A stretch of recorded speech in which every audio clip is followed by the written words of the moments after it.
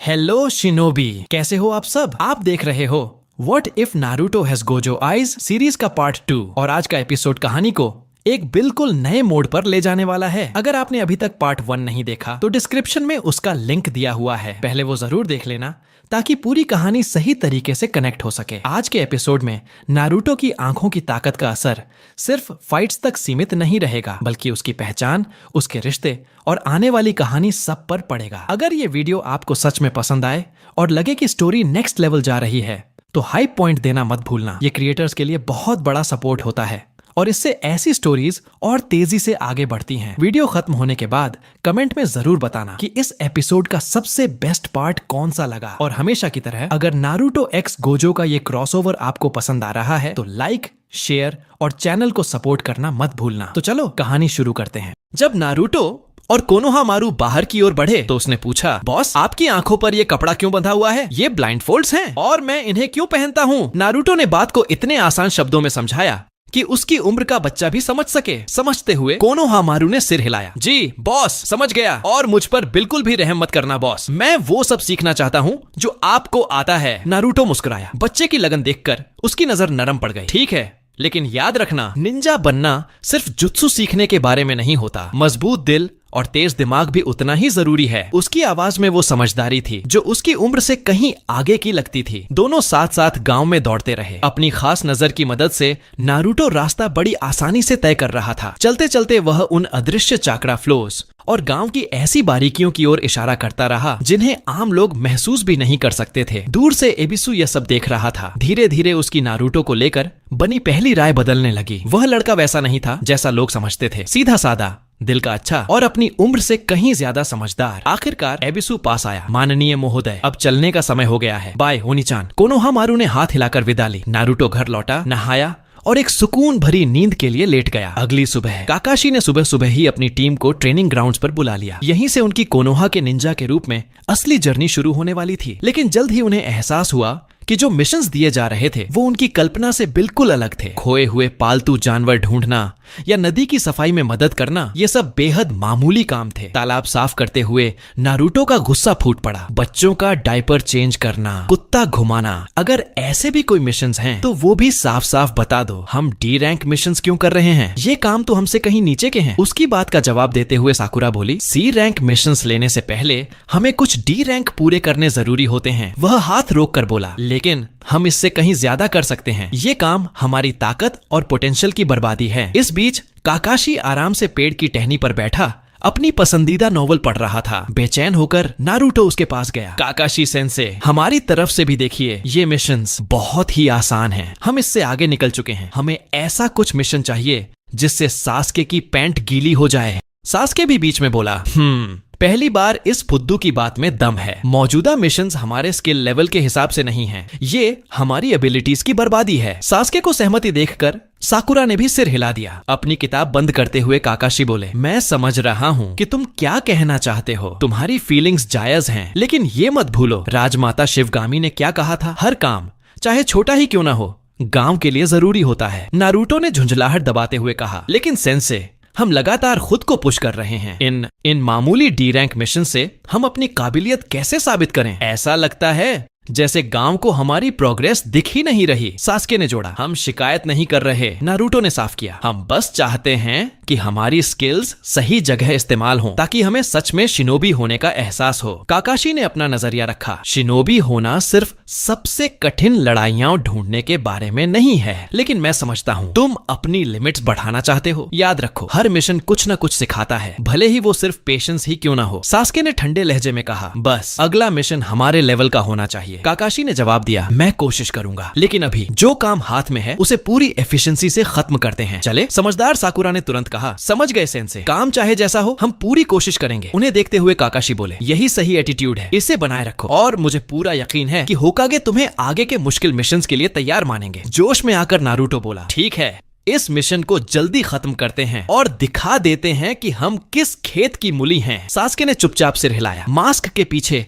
हल्की मुस्कान के साथ काकाशी बोले, चलो फिर आगे बढ़ते हैं टीम 7। इस तरह टीम 7 पूरी दृढ़ता के साथ अपने मिशन पर निकल पड़ी, इस भरोसे के साथ कि उनका मेंटोर सही समय पर उनके लिए आवाज उठाएगा और वे खुद एक सच्चे शिनोबी के लिए जरूरी धैर्य और दृढ़ता को निखारते रहेंगे। इस दौरान नारुतो अपनी रॉ स्ट्रेंथ को और बढ़ा नहीं पा रहा था, लेकिन उसकी निंजुत्सु स्किल्स उसकी उम्र के हिसाब से काफी आगे थीं। इसका बड़ा कारण उसकी 6 आईज थीं, जिनकी वजह से वह जुत्सु को तेजी से समझ और सीख पा रहा था। यही काबिलियत उसे मल्टी शैडो क्लोन जुत्सु जैसे एडवांस्ड निंजुत्सु पर भी जबरदस्त पकड़ दिला रही थी, जिससे उसकी ट्रेनिंग क्षमता अनमैच्ड हो गई थी। जेनजुत्सु की बात करें तो वह अभी किसी को पूरी तरह जेनजुत्सु में फंसाने में माहिर नहीं हुआ था, लेकिन उसकी 6 आईज उसे ऐसी जागरूकता देती थीं कि इल्यूजन्स को भेदना उसके लिए कहीं आसान था, जिससे वह जेनजुत्सु के खिलाफ काफी हद तक सुरक्षित रहता। ताइजुत्सु में उसकी ग्रोथ साफ दिख रही थी। 1-on-1 लड़ाई में वह किसी भी अनुभवी चुनिन को कड़ी टक्कर दे सकता था। 6 आईज की वजह से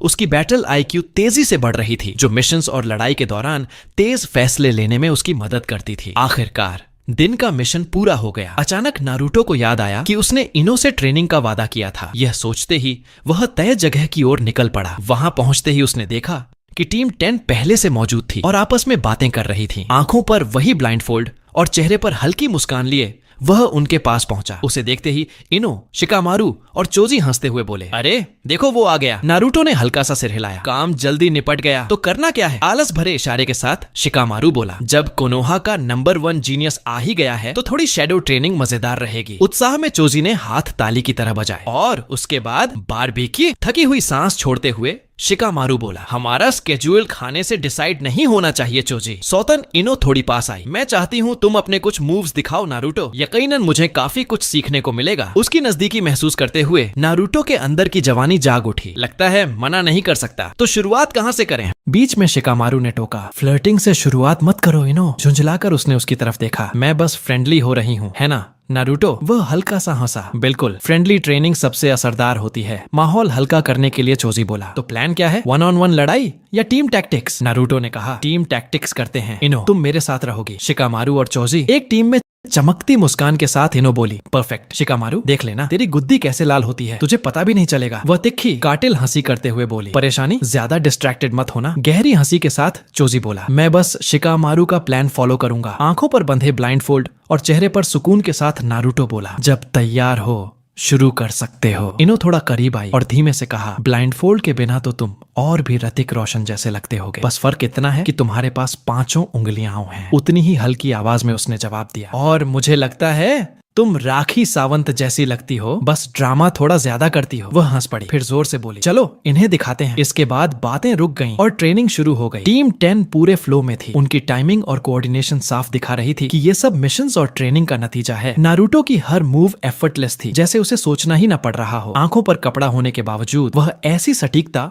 और शालीनता से मूव कर रहा था मानो दुनिया उसे बाकियों से कहीं ज्यादा साफ दिख रही हो। जैसे जैसे दिन ढलने लगा, ट्रेनिंग ग्राउंड पर हंसी, हल्की नोक झोंक और जेन्युइन कोशिशों की आवाजें गूंजने लगीं। वो पल ऐसा था जहां निंजा होना सिर्फ ट्रेनिंग नहीं बल्कि बॉन्डिंग का जरिया बन गया। ट्रेनिंग खत्म होने के बाद भले ही सब मजाक में था, अगर किसी टीम को विजेता माना जाए तो वो साफ तौर पर नारुतो और इनो की टीम थी। आंखों में प्रशंसा लिए वह उसके पास आई। नारुतो, तुम आज सच में कमाल थे। तुम हमेशा हमसे 2 कदम आगे कैसे रहते हो? वह मुस्कुराया और बोला, इनो, बस सेंसिंग और मूवमेंट्स को पहले से समझने की बात है। हाथ जेब में डाले शिकामारू भी पास आ गया। हाँ, मूवमेंट्स को पहले से भांपना, जैसे ये सांस लेने जितना आसान हो। नारुतो बोला, मेरे लिए तो है, हमारी टीम ही जीती है। इन्होंने भरोसे से कहा। उसी जोश को काटते हुए वह अचानक बोला, वैसे अभी रामेन खाने का बहुत मन कर रहा है, काफी भूख लगी है। मैं भी भूखा हूँ, चलो निकलते हैं। चोजी ने कहा, चलो रेस लगाते हैं, कौन पहले शॉप पहुंचता है? उसने एक्साइटमेंट में सुझाव दिया। ठीक है, शॉप पर मिलते हैं, नारुतो ने जवाब दिया और बॉडी फ्लिकर टेक्निक के साथ वहीं से गायब हो गया। ये आइडिया देने की जरूरत ही क्या थी? कितनी परेशानी! शिकामारू ने जम्हाई लेते हुए बड़बड़ाया। जब वे पहुंचे,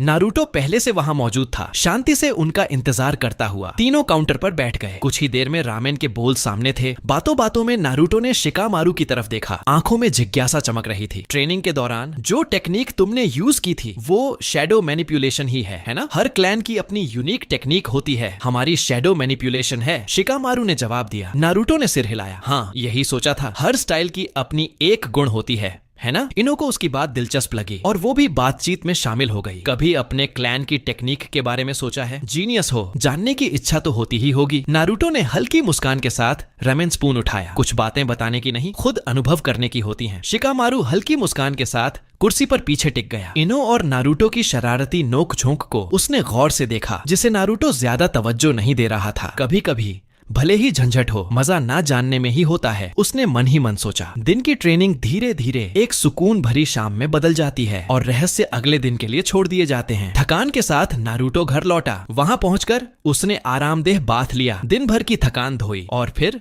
गहरी नींद में चला गया। अगले दिन भी कुछ अलग नहीं था। नारुतो और टीम 10 ने अपनी समाज सेवा डी रैंक ड्यूटीज पूरी की और ट्रेनिंग के लिए निकले। फर्क बस इतना था कि आज नारुतो ने ट्रेनिंग से पहले ही खत्म कर ली। होकागे ऑफिस के सामने नारुतो खड़ा था। उसकी उत्सुकता और बेचैनी उसके हाव भाव से साफ झलक रही थी। नारुतो, आज अचानक आना कैसे हुआ? हिरुजेन ने मुस्कुराते हुए पूछा, क्योंकि वह लड़के के मन में भरी बेताबी को भांप गया था। आंखों पर बंधी ब्लाइंडफोल्ड के बावजूद नारुतो की एनर्जी अलग ही थी। तो दादाजी चान, मैं सोच रहा था, हर क्लैन की कोई अपनी जुत्सु होती है, सही ना? तो फिर उजुमाकी क्लैन की खुद की टेक्निक क्या है? मेरी खास जुत्सु क्या है? हिरुजेन कुर्सी पर पीछे टिके, चेहरे पर सोच में डूबा भाव। उजुमाकी क्लैन वो एक बेहद पेचीदा जुत्सु में अपनी तगड़ी मास्टरी के लिए जाने जाते थे। नारुतो और पास आ गया। एक्साइटमेंट छुप ही नहीं रही थी। पेचीदा जुत्सु? कौन सी? सीलिंग का आर्ट। हिरुजेन ने शांत स्वर में कहा, तुम्हारे पूर्वज सील्स की मदद से लगभग कुछ भी सील कर सकते थे। उनकी टेक्निक्स बहुत गहरी थीं, अक्सर उनके अस्तित्व से जुड़ी हुई। तो क्या मैं भी सीलिंग जुत्सु सीख सकता हूँ? नारुतो ने पूछा। हाँ, सीख सकते हो, हिरुजेन ने समझाया। लेकिन याद रखना, सीलिंग जुत्सु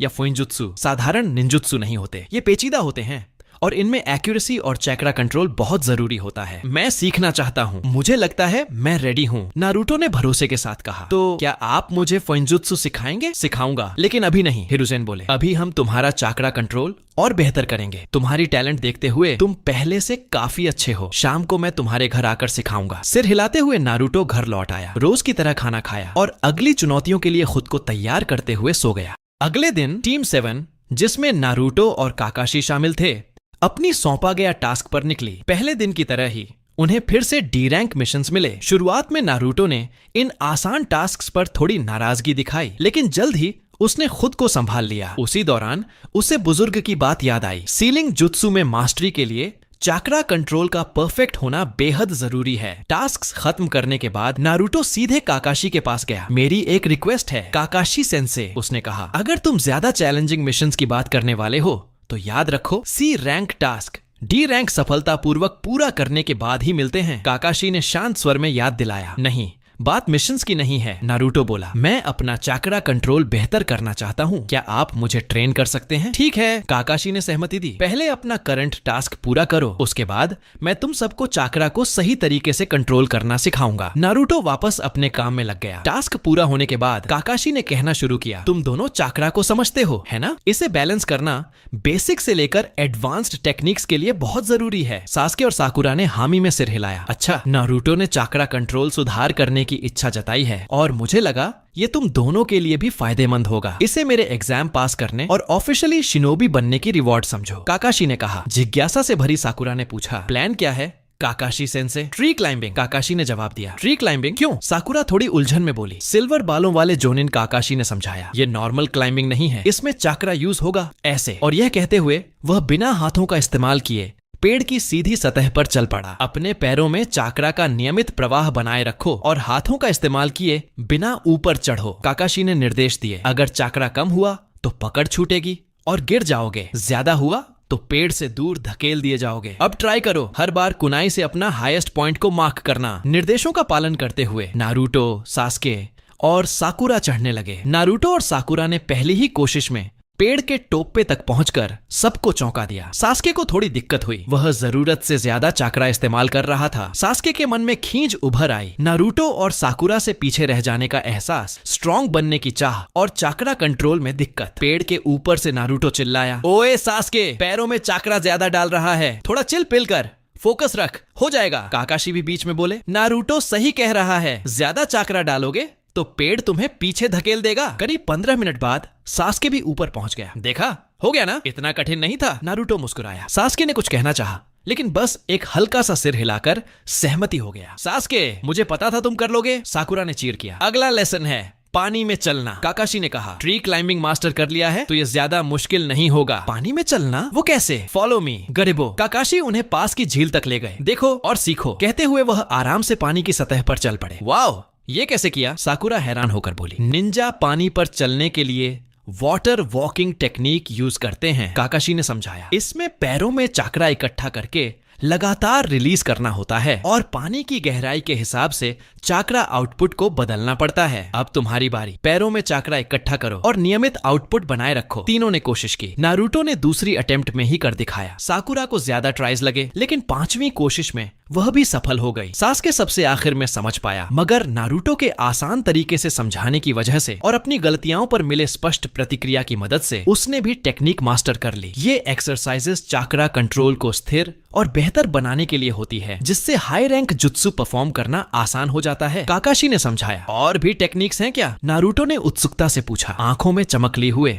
कुछ और टेक्निक्स भी हैं, लेकिन फिलहाल हम यहीं तक रुकते हैं, काकाशी ने कहा। तुम तीनों का चाकरा पर कंट्रोल काफी शानदार है। फिर हल्की मुस्कान के साथ बोले, आज के लिए बस इतना ही। मुझे होकागे को रिपोर्ट देनी है। ट्रेनिंग कल जारी रहेगी। इतना कहते ही काकाशी बॉडी फ्लिकर टेक्निक के साथ धुएं के गुब्बार में गायब हो गए। टीम से विदा लेने के बाद नारुतो ने भी वही टेक्निक इस्तेमाल की और पल भर में वहां से निकल गया। इचिराकु रामेन शॉप पर लंबे मिशंस और ट्रेनिंग के बाद नारुतो खुद को उस जानी पहचानी जगह पर बैठा पाया जहां उसे हमेशा सुकून मिलता था। आज उसने टीम 10 की रोज की ट्रेनिंग से थोड़ा ब्रेक लिया था, कुछ ज्यादा जरूरी स्किल्स पर ध्यान देने के लिए। शाम ढल चुकी थी। नारुतो घर पर खाना बना रहा था कि तभी दरवाजे पर दस्तक हुई। बाहर हिरुजेन खड़े थे। जैसा उन्होंने वादा किया था, सीलिंग जुत्सु सिखाने आए थे। दादाजी, आप आखिर आ ही गए, नारुतो खुशी से बोला। वो उन्हें अंदर ले आया। दरवाजा बंद करते ही हिरुजेन मेज के पास बैठ गए। तुम फोइनजुत्सु सीखना चाहते हो? उन्होंने बात शुरू की, लेकिन उससे पहले तुम्हें चाकरा पर पकड़ और मजबूत करनी होगी। मुझे पता है, नारुतो ने जवाब दिया। इसीलिए मैंने काकाशी सेंसे से मदद ली। उन्होंने चाकरा की मदद से पानी पर चलना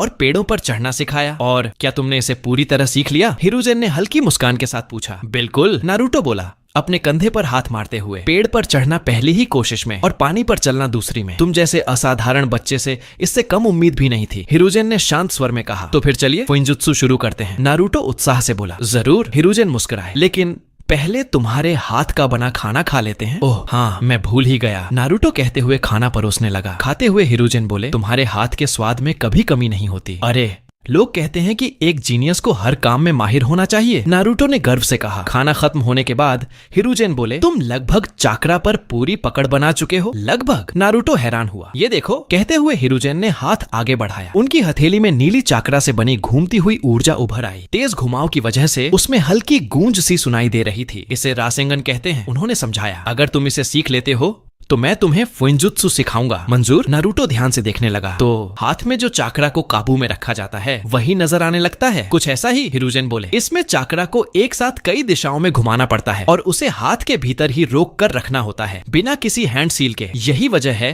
कि इसे सीखना इतना कठिन है। समझ गया, नारुतो ने कहा। अगर मैं कर पाया तो आप फोइनजुत्सु सिखाएंगे, है ना? हाँ, हिरुजेन ने जवाब दिया। तो चलिए, नारुतो बोला, अभी कोशिश करते हैं। यहाँ मत करना। अगर तुम हिरुजेन की बात पूरी भी नहीं हुई थी कि उन्होंने देखा नारुतो ने हाथ आगे बढ़ाया और उसकी हथेली में भी वही घूमती हुई नीली ऊर्जा बन चुकी थी। हो गया, नारुतो की आवाज जोश से भरी थी। ठीक बना है ना? पहली ही कोशिश में? ओह रे मैया, योका देख लियो। हिरुजेन भीतर ही भीतर हैरान होकर बोले, मिनाटो, इसका दिमाग बिल्कुल तुम्हारे जैसा है। उन्होंने मन ही मन सोचा, बहुत बढ़िया। उन्होंने खुद को संभालते हुए कहा, तुमने कमाल कर दिया। अब फोइनजुत्सु सिखानी पड़ेगी, नारुतो ने पूरे भरोसे के साथ कहा। हाँ हाँ, हिरुजेन बुदबुदाए, अभी भी सोच में डूबे हुए। मिनाटो की रासेंगन पहली बार में असाधारण कहना भी कम है। उनकी सोच नारुतो की आवाज से टूटी। ओए दादाजी, कहाँ खो गए? फोइनजुत्सु की बात कर रहा हूँ। नारुतो, बैठ जाओ। इस बार हिरुजेन की आवाज गंभीर थी। वो चुपचाप बैठ गया। क्या हुआ? इतनी गंभीर बात क्या है? तुम्हें याद है जब तुमने अपने माता पिता के बारे में पूछा था? हाँ, नारुतो बोला। आपने कहा था आपको नहीं पता। मुझे उस रात की बहुत सारी बातें याद हैं, लेकिन मेरे माता पिता के चेहरे याद नहीं आ रहे। मैंने वो सच नहीं बताया था। नारुतो की आंखों में गुस्सा उभर आया। तो आप जानते थे? तुम्हारे पिता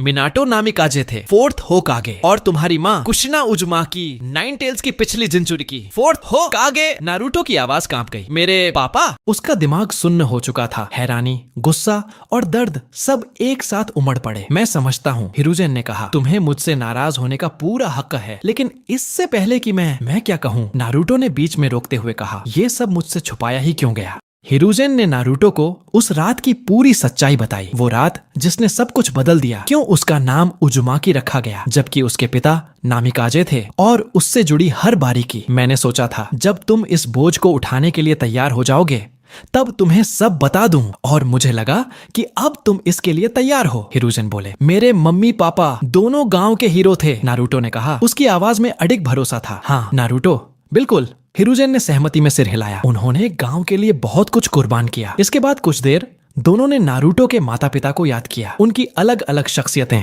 और उनकी जबरदस्त ताकत। ये रासेंगन जो मैंने आपसे सीखा, ये मेरे पापा की बनाई हुई जुत्सु है ना? नारुतो ने पूछा। उसकी आवाज में अब सम्मान साफ झलक रहा था। हाँ, हिरुजेन बोले, उन्होंने इसे इस इरादे से बनाया था कि चक्र के रूप में बदलाव को उसकी मूल शक्ति के साथ मिलाया जाए ताकि कंट्रोल के लिए लंबी हैंड सील्स की जरूरत न पड़े। लेकिन वो इसे पूरा करने से पहले उनकी आवाज वहीं थम गई। जानकारी समझते ही नारुतो का चेहरा सख्त हो गया। फिर वो बोला, अगर यही उनकी छोड़ी हुई विरासत है तो उनका बेटा होने के नाते मैं उनका सपना पूरा करूंगा। यही जज्बा चाहिए। हिरुजेन ने हौसला बढ़ाया। तुम्हें उनकी विरासत को आगे बढ़ाना ही चाहिए। मैं बढ़ाऊंगा, नारुतो ने दृढ़ता से कहा। लेकिन आपने फ्लाइंग राइजन टेक्निक का जिक्र किया था जिसके लिए मेरे पापा मशहूर थे, वो कैसे काम करती है? फ्लाइंग राइजन एक स्पेस टाइम निंजुत्सु है, हिरुजेन ने समझाया। ये यूजर को समय और जगह को नियंत्रित करने की क्षमता देता है जिससे वो पल भर में तय जगह पर पहुंच सकता है। कमाल है, नारुतो उत्साहित हो उठा। लेकिन क्या ये भी मेरे पापा ने ही बनाई थी, रासेंगन की तरह? नहीं, हिरुजेन ने बताया। फ्लाइंग राइजन दूसरी होकागे की बनाई हुई टेक्निक है। समझ गया, नारुतो बोला। तो क्या फुइंजुत्सु में मास्टरी के बाद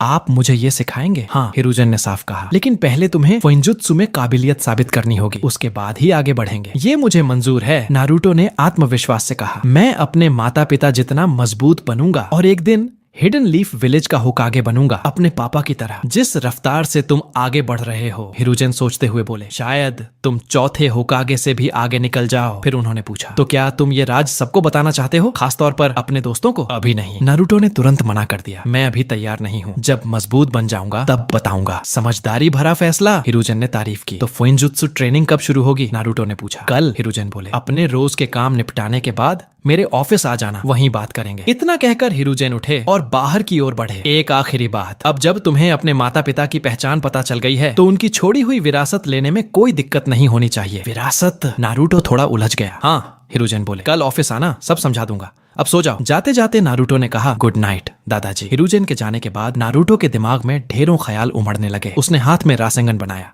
और सोचा, तो बुजुर्ग का इरादा चक्र आकार में के बदलाव को उसकी एलिमेंटल प्रकृति के साथ जोड़ने का था। मेरा चक्र विंड एलिमेंट्स की तरफ ज्यादा झुकता है तो शायद मुझे वहीं जोड़ना चाहिए। अगर मेरा अंदाजा सही है, कल देखूंगा। अभी काफी थकान है। अपनी रोज की आदत के मुताबिक वो नहाया और सो गया। अगली सुबह वो तड़के उठ गया, तैयार हुआ, नाश्ता किया और अपनी रोजमर्रा मिशंस के लिए निकल पड़ा। आज फिर डी रैंक मिशंस मिले थे, लेकिन इस बार नारुतो ने कोई शिकायत नहीं की। माता पिता की सच्चाई और पिता की विरासत जानने के बाद उसे समझ आ गया था कि शिनोबी होने का मतलब क्या होता है। छोटा सा काम भी गांव और उसके लोगों की भलाई में योगदान दे सकता है। ए सास्के, जरा ये देख, काम करते हुए नारुतो बोला। सास्के ने उसे तिरछी नजर से देखा। क्या हो गया मेरे बेटे? कुछ जबरदस्त है, देखेगा तो पगला जाएगा, नारुतो ने हाथ में रासेंगन बनाते हुए कहा। कूल है ना? वो मुस्कुरा उठा। सास्के और सकुरा दोनों चौंक गए। ये क्या है? सकुरा ने पूछा। रासेंगन है, नारुतो ने बताया। कल सीखा? ये तो चौथे होकागे मिनाटो सेंसे की जुत्सु है, काकाशी बुदबुदाए सब कुछ ध्यान से देखते हुए। नारुतो, काकाशी ने उसे बुलाया। तुमने ये कब और कैसे सीखी? दादाजी ने सिखाई। कल, नारुतो ने सहजता से कहा।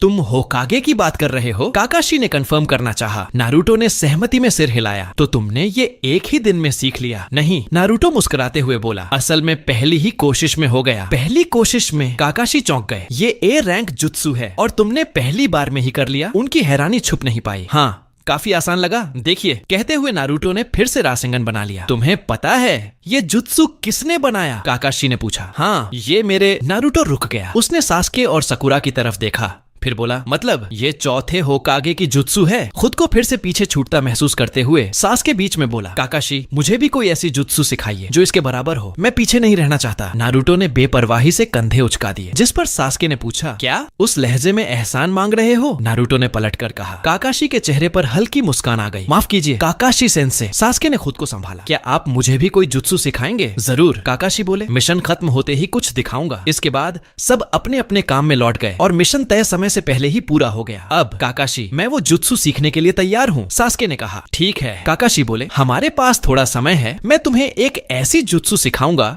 जो नारुतो वाली से मिलती जुलती है, वो भी ए रैंक जुत्सु है। इधर नारुतो ने हाथ में रासेंगन बनाया और उसमें विंड एलिमेंट्स को मिलाने की कोशिश की। पहली ही कोशिश में रासेंगन जोर से फट पड़ा और नारुतो उछलकर पीछे जा गिरा। साकुरा, सास्के और काकाशी की नजरें उसी पर टिक गईं। काकाशी तुरंत उसके पास पहुंचे। सब ठीक है, तुम क्या करने की कोशिश कर रहे थे? मैं ठीक हूँ सेंसे, नारुतो बोला। रासेंगन में विंड एलिमेंट जोड़ने की कोशिश कर रहा था, उल्टा पड़ गया। तो होकागे ने तुम्हें इसके बारे में बताया है, काकाशी ने कहा। हाँ, ध्यान रखना नारुतो, ऐसे प्रयोग खतरनाक हो सकते हैं। समझ गया, नारुतो ने उठते हुए कहा। उधर काकाशी सास्के के साथ थे, जिसे अपनी जुत्सु में थोड़ी दिक्कत आ रही थी। सास्के काकाशी की जुत्सु चिदोरी सीख रहा था। इस बीच नारुतो ने सुरक्षा के लिए अपने क्लोन के साथ अभ्यास करने का फैसला किया, ताकि अचानक कोई धमाका हो तो संभाला जा सके। पहली कोशिश, धूम धाम बूम पताका, रासेंगन फटा और क्लोन उड़ गया। दूसरी कोशिश, बूम धूम क्रिश नाकाम। तीसरी कोशिश नाकाम। चौथी कोशिश नाकाम। 69 कोशिश कामयाब। नारुतो ने देखा कि रासेंगन के बीचों बीच 4 बड़े बिंदु बन गए थे, बिल्कुल फूमा शूरिकेन जैसे। उसकी आवाज किसी चिड़िया की चीख जैसी थी। हो गया, नारुतो खुशी से उछल पड़ा। सास्के और काकाशी भी वहां आ गए। तो सास्के, नई जुत्सु पर पकड़ बन गई? नारुतो ने पूछा। सास्के ने नजरें झुका ली। जुत्सु मुश्किल है, काकाशी बोले, उसका हौसला बढ़ाते हुए, लेकिन वो काफी तेजी से सीख रहा है। अच्छा है, नारुतो बोला, तुम सीखने में सच में अच्छे हो सास्के। आज की ट्रेनिंग यहीं खत्म, काकाशी ने कहा। मुझे होकागे को मिशन रिपोर्ट देनी है, तो मैं भी साथ चलूंगा, नारुतो बोला। मिशन के बाद बुजुर्ग ने बुलाया है। ठीक है, काकाशी ने हामी भरी। सास्के और साकुरा से विदा लेकर दोनों होकागे के ऑफिस की ओर बढ़े। होकागे के ऑफिस में आ गए तुम दोनों, हिरुजेन ने अपनी मेज से कहा। काकाशी ने मिशन रिपोर्ट सौंप दी। तो क्या अब फुंजुत्सु शुरू करेंगे? नारुतो ने उत्साह से पूछा। फुंजुत्सु? काकाशी ने हैरानी से दोहराया। हाँ, हिरुजेन ने पुष्टि की। मैं अपने मम्मी पापा की तरह सीलिंग जुत्सु में माहिर बनना चाहता हूँ, नारुतो बोला। तुम्हारे माता पिता? काकाशी ने हिरुजेन की तरफ देखा। उन्होंने सिर हिलाया। हाँ, मैंने उसे सब बता दिया है। मुझे लगता है